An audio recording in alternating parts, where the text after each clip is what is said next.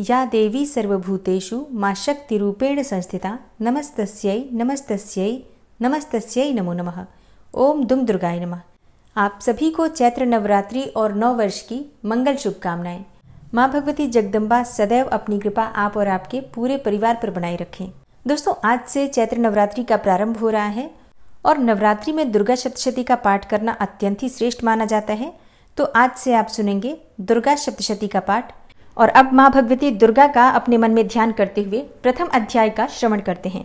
इस अध्याय में मेधा ऋषि ने राजा सुरथ और समाति को भगवती की महिमा बताते हुए मधुकैटभ के वध का वर्णन किया है। ओम नमः चंडिकायै। मार्कंडेय जी बोले, सूर्य के पुत्र सावरणी जो 8वें मनु कहे जाते हैं, उनकी उत्पत्ति की कथा विस्तार पूर्वक कहता हूँ, आप सब ध्यान पूर्वक सुने। सूर्य कुमार महाभाग सावरणी भगवती महामाया के अनुग्रह से जिस प्रकार मनवंतर के स्वामी हुए वही प्रसंग सुनाता हूँ। पूर्व काल की बात है। स्वारोचिस मनवंतर में सुरथ नाम के एक राजा थे जो चैत्र वंश में उत्पन्न हुए थे। वे प्रजा का अपने औरस पुत्रों की भांति धर्म पूर्वक पालन करते थे। तो भी उस समय कोला विध्वंसी नाम के क्षत्रिय उनके शत्रु हो गए। राजा सुरथ की दंड नीति बड़ी प्रबल थी।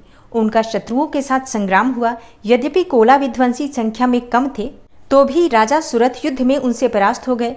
तब वे युद्ध भूमि से अपने नगर को लौट आए और केवल अपने देश के राजा होकर रहने लगे। समूची पृथ्वी से अब उनका अधिकार जाता रहा, किंतु वहां भी उन प्रबल शत्रुओं ने उस समय महाभाग राजा सुरथ पर आक्रमण कर दिया। राजा का बल क्षीण हो चला था, इसलिए उनके दुष्ट बलवान एवं दुरात्मा मंत्रियों ने वहां उनकी राजधानी में भी राजकीय सेना और खजाने को हथिया लिया।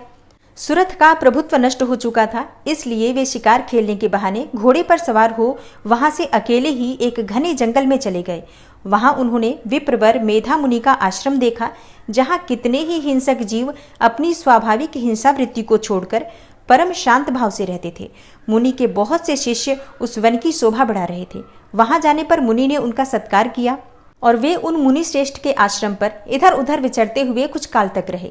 फिर ममता से आकृष्ट चित्त होकर वहां इस प्रकार चिंता करने लगे, पूर्व काल में मेरे पूर्वजों ने जिसका पालन किया था वही नगर आज मुझसे रहित है।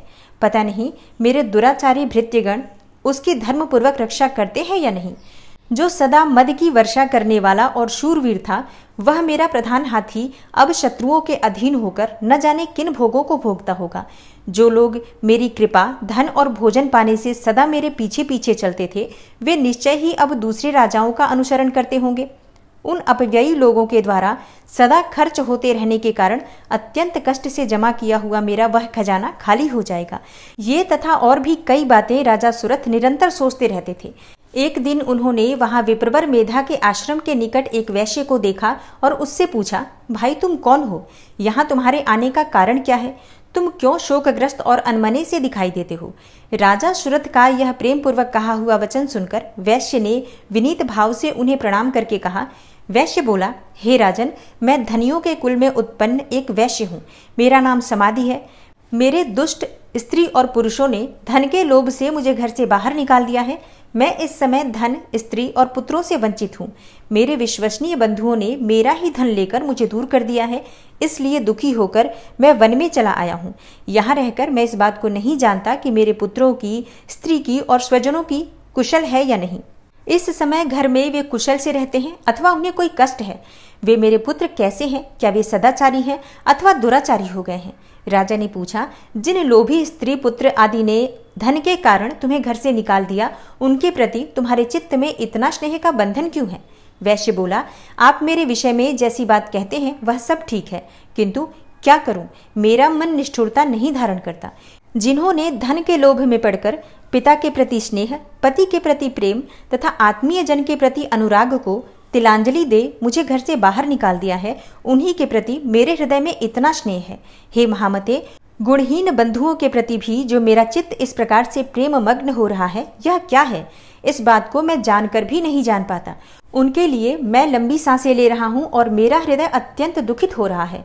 उन लोगों में प्रेम का सर्वथा अभाव है, तो भी उनके प्रति जो मेरा मन निष्ठुर नहीं हो पाता, उसके लिए क्या करूं? मार्कंडेय जी कहते हैं, हे ब्रह्मन, तदनंतर राजाओं में श्रेष्ठ सुरथ और वह समाधि नामक वैश्य दोनों साथ साथ मेधा मुनि की सेवा में उपस्थित हुए और उनके साथ यथा योग्य न्यायानुकूल विनयपूर्ण बर्ताव करके बैठे। तत्पश्चात वैश्य और राजा ने कुछ वार्तालाप आरंभ किया। राजा ने कहा, हे भगवान, मैं आपसे एक बात पूछना चाहता हूँ, उसे बताइए। मेरा चित्त अपने अधीन न होने के कारण वह बात मेरे मन को बहुत अधिक दुख देती है। जो राज्य मेरे हाथ से चला गया है उसमें और उसके संपूर्ण अंगों में मेरी ममता बनी हुई है। हे मुनिश्रेष्ठ, यह जानते हुए भी कि अब वह मेरा नहीं है, अज्ञानी की भांति मुझे उसके लिए दुख क्यों होता है? यह क्या है? इधर यह वैश्य भी घर से अपमानित होकर आया है। इसके पुत्र, स्त्री और भृत्यों ने इसे छोड़ दिया है। स्वजनों ने भी इसका परित्याग कर दिया है, तो भी वह उनके प्रति अत्यंत हार्दिक स्नेह रखता है। इस प्रकार यह तथा मैं दोनों ही बहुत दुखी हैं। जिसमें प्रत्यक्ष दोष देखा गया है उस विषय के लिए भी हमारे मन में ममता जनित आकर्षण पैदा हो रहा है। हे महाभाग, हम दोनों समझदार हैं, तो भी हम में जो मोह पैदा हुआ है यह क्या है? विवेक शून्य पुरुष की भांति मुझमें और इसमें भी यह मूढ़ता प्रत्यक्ष दिखाई देती है। तब ऋषि बोले, हे महाभाग, विषय मार्ग का ज्ञान सब जीवों को है। इसी प्रकार विषय भी सबके लिए अलग अलग है। कुछ प्राणी दिन में नहीं देखते और दूसरे रात में ही नहीं देखते, तथा कुछ जीव ऐसे हैं जो दिन और रात्रि में भी बराबर ही देखते हैं। यह ठीक है कि मनुष्य समझदार होते हैं, किंतु केवल वे ही ऐसे नहीं होते। पशु, पक्षी और मृग आदि सभी प्राणी समझदार होते हैं। मनुष्यों की समझ भी वैसी ही होती है जैसी उन मृग और पक्षियों की होती है, तथा जैसी मनुष्यों की होती है वैसी ही मृग, पक्षी आदि की भी होती है। यह तथा अन्य बातें भी प्रायः दोनों में ही समान है। समझ होने पर भी इन पक्षियों को तो देखो, ये स्वयं भूख से पीड़ित होते हुए भी मोहवश बच्चों की चोंच में कितने चाव से अन्न के दाने डाल रहे हैं। हे नरश्रेष्ठ, क्या तुम नहीं देखते कि ये मनुष्य समझदार होते हुए भी लोभवश अपने किए हुए उपकार का बदला पाने के लिए पुत्रों की अभिलाषा करते हैं? यद्यपि उनमें समझ की कमी नहीं है, तथापि वे संसार की स्थिति, जन्म मरण की परंपरा बनाए रखने वाले भगवती महामाया के प्रभाव द्वारा ममतामय भंवर से युक्त मोह के गहरे गर्त में गिराए गए हैं। इसलिए इसमें आश्चर्य नहीं करना चाहिए। जगदीश्वर भगवान विष्णु की योग निद्रा रूपा जो भगवती महामाया है, उन्हीं से यह जगत मोहित हो रहा है। वे भगवती महामाया देवी ज्ञानियों के भी चित्त को बलपूर्वक खींचकर मोह में डाल देती हैं। वे ही इस संपूर्ण चराचर जगत की सृष्टि करती हैं, तथा वे ही प्रसन्न होने पर मनुष्यों को मुक्ति के लिए वरदान देती हैं। वे ही पराविद्या, संसार बंधन और मोक्ष की हेतुभूता सनातनी देवी तथा संपूर्ण ईश्वरों की भी अधीश्वरी हैं। राजा ने पूछा, हे भगवान, जिन्हें आप महामाया कहते हैं, ये देवी कौन है? ब्रह्मन, उनका आविर्भाव कैसे हुआ तथा उनके चरित्र कौन कौन हैं? ब्रह्मवेताओं में श्रेष्ठ महर्षि उन देवी का जैसा प्रभाव हो, जैसा स्वरूप हो और जिस प्रकार प्रादुर्भाव हुआ हो, वह सब मैं आपके मुख से सुनना चाहता हूँ। तब ऋषि बोले, हे राजन, वास्तव में तो ये देवी नित्य स्वरूपा ही है। संपूर्ण जगत उन्हीं का रूप है तथा उन्होंने समस्त विश्व को व्याप्त कर रखा है।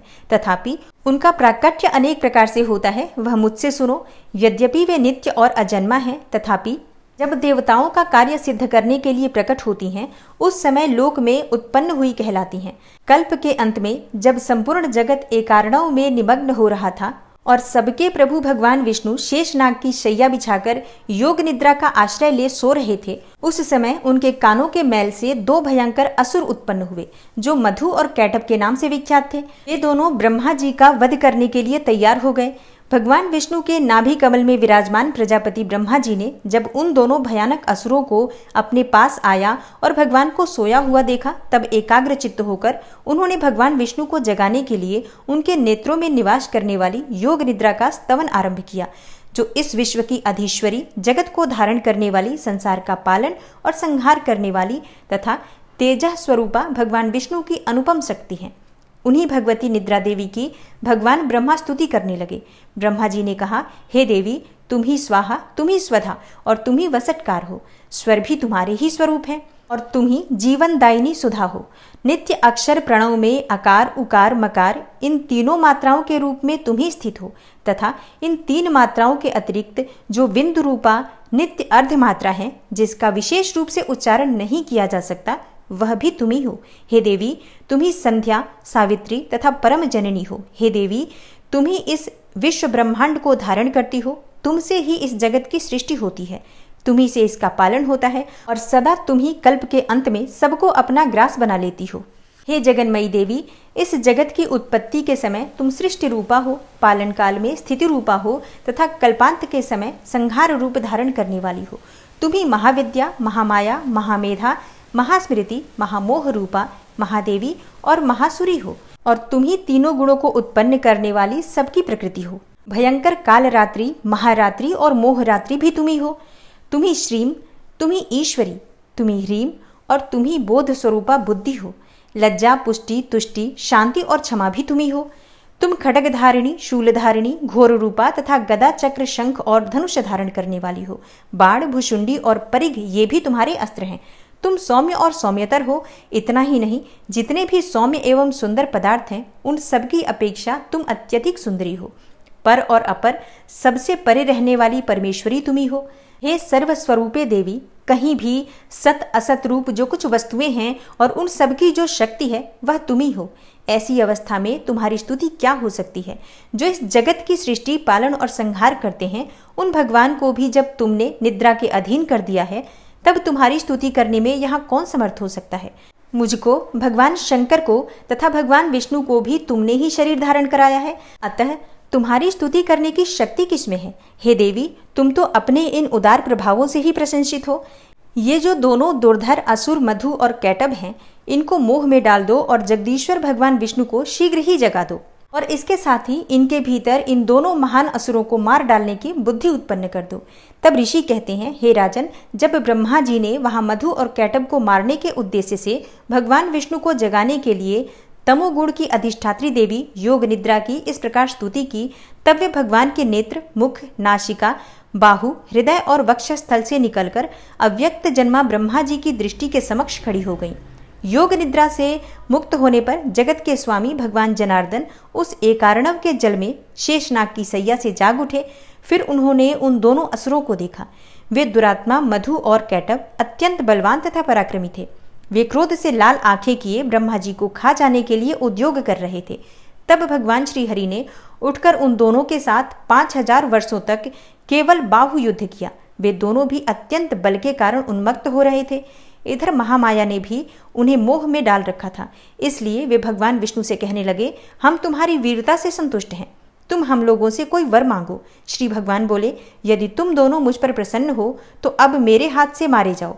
बस इतना सा ही मैंने वर मांगा है, यहाँ दूसरे किसी वर से क्या लेना है।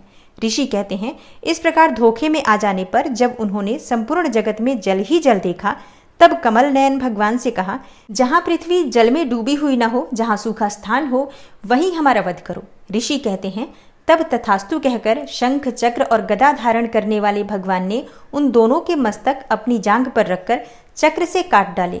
इस प्रकार ये देवी महामाया ब्रह्मा जी की स्तुति करने पर स्वयं प्रकट हुई थी। अब पुनः तुमसे उनके प्रभाव का वर्णन करता हूँ, सुनो। इस प्रकार श्री मार्कंडेय पुराण में सावर्णिक मनवंतर की कथा के अंतर्गत देवी महात्म्य में मधु कैटभ वध नामक पहला अध्याय पूरा हुआ और इसके आगे के अध्याय आप कल सुनेंगे। नवरात्रि के दूसरे दिन दुर्गा सप्तशती के दूसरे और तीसरे अध्याय को पढ़ा जाता है और सुना जाता है, तो कल आप दूसरे और तीसरे अध्याय को सुनेंगे। और आज आपको ये वीडियो देर से मिल रही है, लेकिन कल आपको सुबह ही दुर्गा सप्तशती के दूसरे और तीसरे अध्याय की वीडियो मिल जाएगी। तो आगे के अध्याय भी आप लोग जरूर सुनिए और चैनल से जुड़े रहिए। सब्सक्राइब करके बेल आइकन को भी प्रेस कर लीजिए और वीडियो कैसी लगी जरूर बताइए। मैं मिलती हूँ आपसे अगली वीडियो में, तब तक के लिए नमस्कार।